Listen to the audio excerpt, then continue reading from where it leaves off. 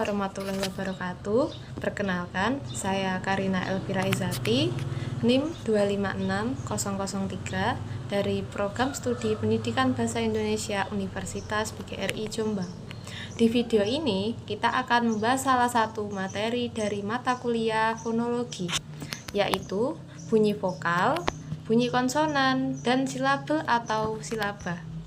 Materi ini sangat penting karena menjadi pondasi dalam memahami sistem bunyi bahasa yang nantinya berpengaruh ke cara kita ngomong, membaca, sampai mengajarkan bahasa ke orang lain. Yuk, langsung kita mulai. Sebelum masuk ke inti materi, kita perlu tahu, fonologi itu apa sih? Fonologi adalah cabang ilmu linguistik yang secara khusus mempelajari bunyi-bunyi bahasa. Bagaimana bahasa itu diproduksi, disusun, dan bagaimana fungsinya dalam sistem suatu bahasa.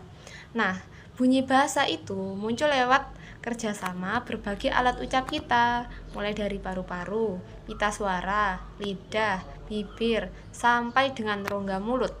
Proses ini dimulai dari udara yang keluar dari paru-paru, lalu dimodifikasi oleh alat-alat ucap tadi, sampai menghasilkan bunyi yang kita dengar.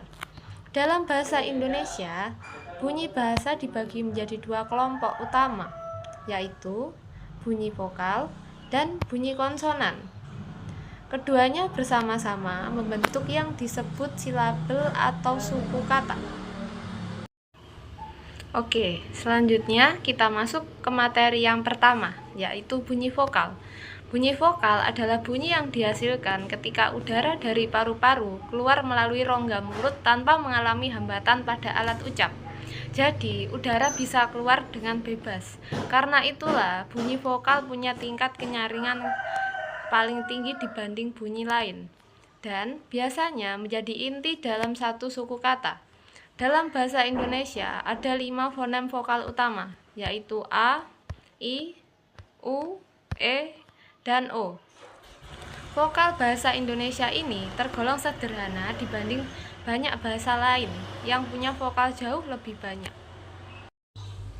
Materi selanjutnya adalah bunyi konsonan. Jika bunyi vokal tadi tidak ada hambatan, bunyi konsonan justru sebaliknya. Bunyi konsonan terbentuk karena adanya hambatan atau penyempitan aliran udara di bagian tertentu dari alat ucap kita. Bunyi konsonan bisa kita pahami dari dua sisi, yaitu tempat artikulasinya dan cara terbentuknya. Berdasarkan tempat artikulasinya, ada 8 jenis. Yang pertama, bilabial, bunyi yang terbentuk dari pertemuan kedua bibir. Yang kedua, labiodental, dari pertemuan bibir bawah dan bibir atas. Ketiga, dorsovelar, bagian belakang lidah bertemu langit-langit lunak. Keempat, alveolar, ujung lidah menyentuh gusi di belakang gigi atas. Yang kelima ada postalveolar, posisi lidah sedikit lebih ke belakang dari alveolar. Keenam ada dental, ujung lidah ditempatkan di antara gigi atas dan bawah. Ketujuh ada palatal, bagian tengah lidah mendekati langit-langit ke atas.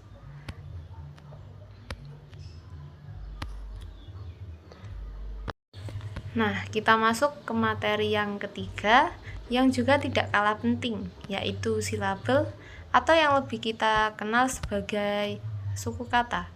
Silabel adalah satuan bunyi terkecil dalam arus ujaran yang sekurang-kurangnya mengandung satu bunyi vokal sebagai intinya. Bunyi vokal ini menjadi puncak penyaringan dalam satu silabel. Makanya, vokal selalu ada di setiap suku kata. Dalam satu kata, bisa ada 1, 2, bahkan 3 atau lebih silabel.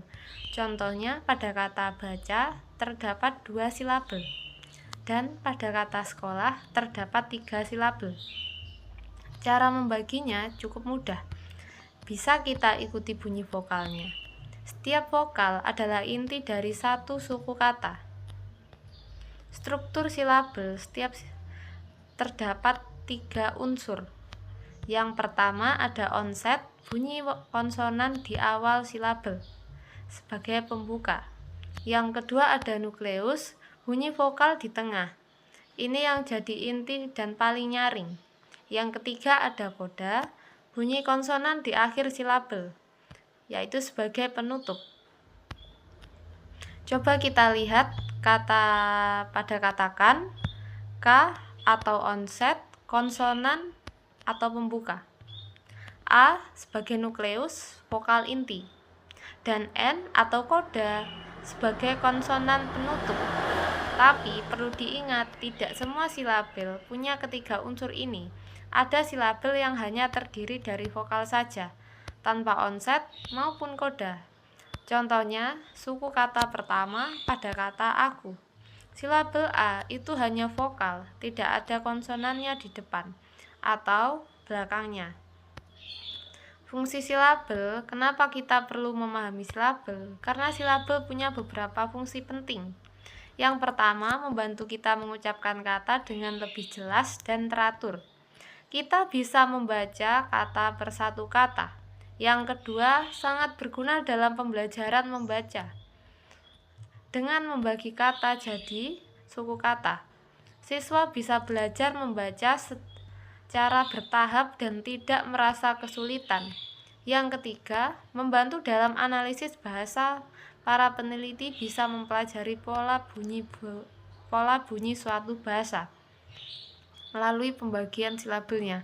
Contohnya, pembagian silabel dalam bahasa Indonesia. Pada kata buku, pembagiannya buku.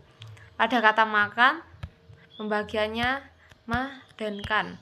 Jadi, setiap silabel punya satu vokal sebagai pusat bunyi yang membantu proses pengucapan menjadi lebih lancar. Nah, itu tadi penjelasan lengkap tentang bunyi vokal, konsonan, dan silabel dalam bahasa Indonesia. Semoga video ini bermanfaat, baik untuk kalian yang sedang belajar fonologi maupun untuk siapa saja yang ingin memahami lebih dalam bagaimana bahasa Indonesia bekerja dari sisi bunyinya. Jika ada pertanyaan, bisa tulis di kolom komentar ya. Terima kasih sudah menonton, dan sampai jumpa.